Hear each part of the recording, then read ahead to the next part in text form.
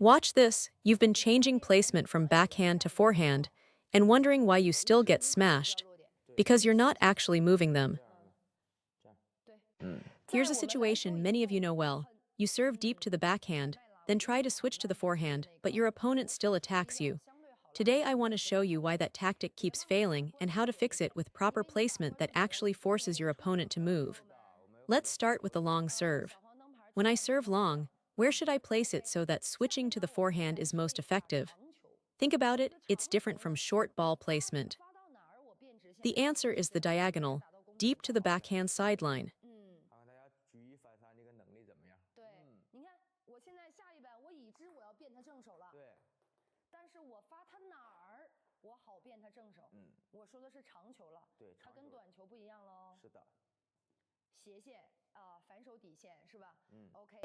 A lot of players use this tactic, but here's the problem. Watch, I serve to the backhand baseline, then I switch to the forehand.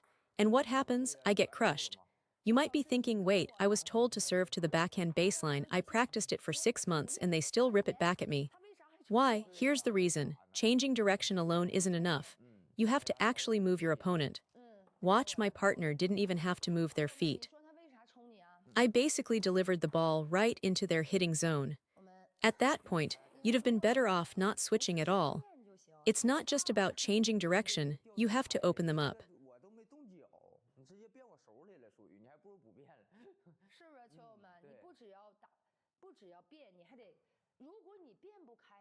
If you can't open them up, you're better off just playing one direction consistently. Now let me clarify something. A ball landing inside this zone, inside the line of the table edge, that's what we'd actually call the backhand baseline. If the ball lands here, closer to the middle, that's not truly the backhand baseline at all.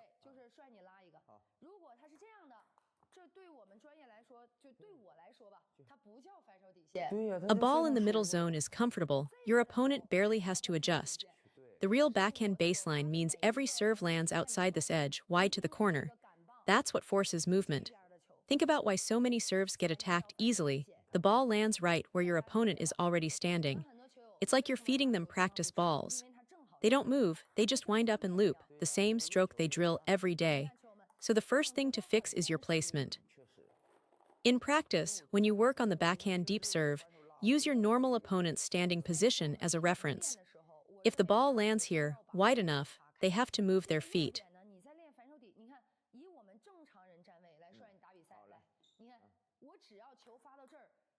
When the serve goes wide enough, your opponent must move their feet. They can't just stand in the middle. If they shift to cover the wide backhand, their forehand side opens up completely. So the real issue is clear. Your first ball isn't creating any movement at all. Without that initial displacement, your next ball can never land in a difficult spot. The risk on your follow-up shot becomes far greater than if you'd simply served wide to the sideline in the first place.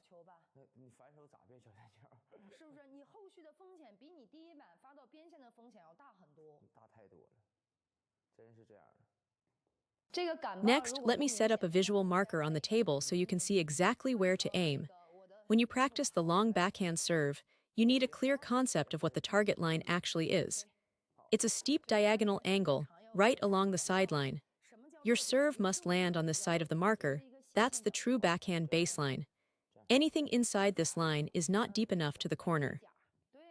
In practice, place a towel or a small object right on that line and train yourself to serve past it every time. That builds the habit of finding the real wide angle instead of the comfortable middle zone.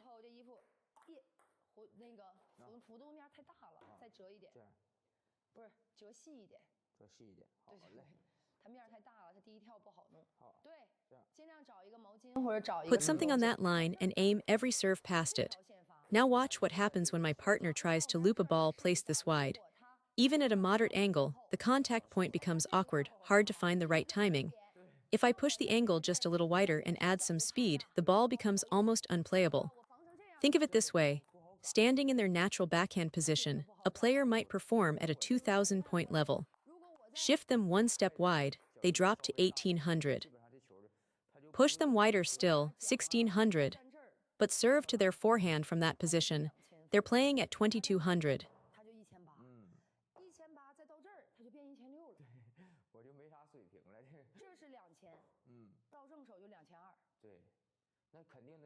So now you can see why your direction changes feel useless. Both your serve and your follow-up land in the two spots where your opponent is strongest, the two spots that require zero footwork. Everything is comfortable and on time. So here's the first key principle. Whenever you serve long, whether it's side spin topspin or side spin backspin, place it on this wide sideline. Force your opponent's body weight and feet to shift first. Once they've committed that step, your second ball, whether you go back to the backhand, into the middle, or out to the forehand, becomes far more effective. Watch this. After the wide serve, I switch to the forehand.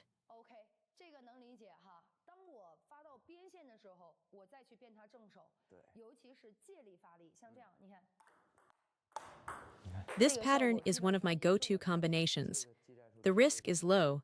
Even a slightly softer serve works as long as you hit that wide angle.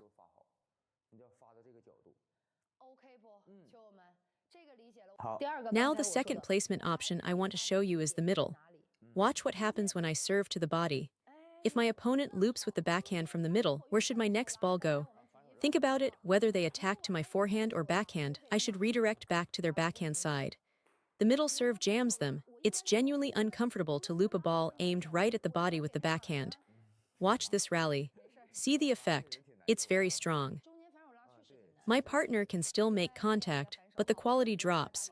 You need to simulate this in practice. Drill the pattern so it becomes automatic.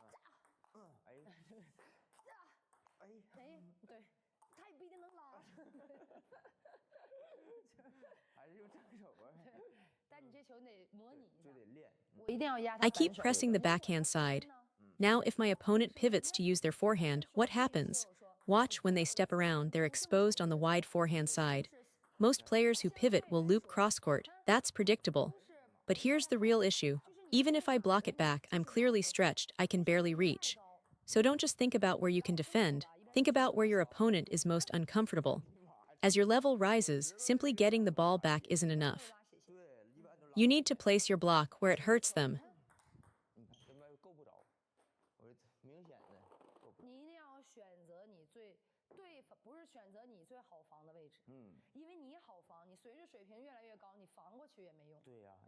Even if you manage to block, you're already in a defensive position. Your opponent will keep attacking. So when you do get the ball back, send it to the spot that's hardest for them to handle. That's the real skill. Now, that's our second long serve placement tactic. For the third option, think about this. I've been serving to the backhand and the middle. Where should I go next?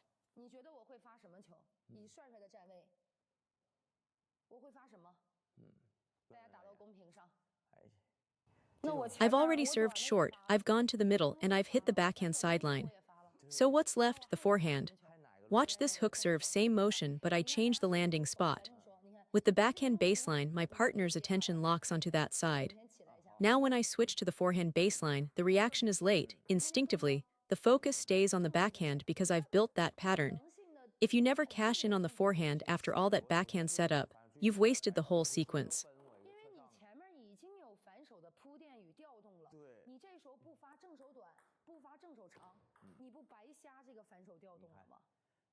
Those backhand-side serves, sideline and middle, pull your opponent's attention and wait to one side. But here's the key. You must actually switch directions once they're committed.